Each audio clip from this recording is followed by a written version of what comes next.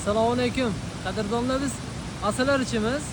Asalarichilik sohasida rizq haqida bitta ajoyib narsa aytib beraman sizlarga. Ko'pchilik men asal ololmadim, asal ololadim. Asalarichilik kasbi shunaqa ajoyib kasbki, rizqimiz hammamiz Allohning qo'lida. Lekin asalarichilik sohasi o'ta tavakkal soha. Yillab kutib turib, bir oy yozda chillas paytida o'sha vaqtda asalarilar Alloh bersa asal to'shaydi. Endi o'sha ukalarimiz ham ko'rib qolishsa kerak. Men gapirib chiqqan videoyimni xafa bo'lmaysizlar. Shunaqa holat bo'ldi. Jizzaxda Haydarko'lda Oqqurayga olib boradi ko'pchilik. Asalarichilar biladiganlar kommentariyaga yozib, like'larni bosib qo'yasizlar. Oqqurayga 3 kishi olib borishgan Namangandan. Okalarimiz ham kuzatishsa kerak. Endi xafa bo'lmaysizlar gapirganimga. 3 kishi olib borishgan.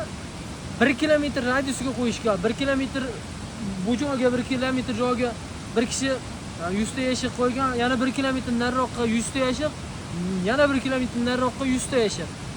Shundoq bo'lganki, 2 kishining asali zo'r bo'pti, 2 kishiniki. 3-chi olib borishgan odamning asallari bo'lmadi umuman. O'sha Namangandan yuklaganlarmi, Nanaydan, yo bo'lmasam Vodiy Pervaldan yuklaganlarmi, Jizzaxga olib borib 2 kishiga Alloh rizq berdi, o'sha joyda rizqlari bor ekan. Asal olishibdi, ishchimiz bo'yicha. Endi o'zlari gapirib beribdilar. Yana bitta o'sha asal ishlamagan arilari qaytarib yana Pervalga xuddi shunaqa joyga qaytarib olib kelganlar. Nimaga? Asal bo'lsa beradi Alloh, lekin rizqimiz bo'lsa beradi. O'shanga nima deydi? Ba'zi birlar asal ishlamibdi, asal ishlatdi deb har xil kommentariya yo bo'lmasam negativ anaqa bilan videolar qilib chiqishdi Instagramda. Rizqimiz Allohning qo'lida.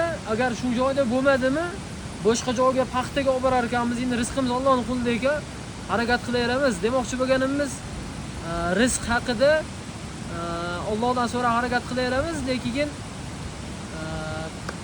al-arini yomon deb yo bo'lmasam negativ fikrda bo'lmaslik kerak. O'sha ikkita odam asali bo'lganda nimaga 3-chi odam asali bo'lmagan? Arisi yetilmay qolgan bo'lishi mumkin, lekin rizqi bo'lganda o'sha odamga berib olishi mumkin edi. O'shanga Allohdan so'ra harakat qilaveramiz. Assalomu alaykum. Hammamiz dehqonchiliklarimizga Alloh baraka bersin.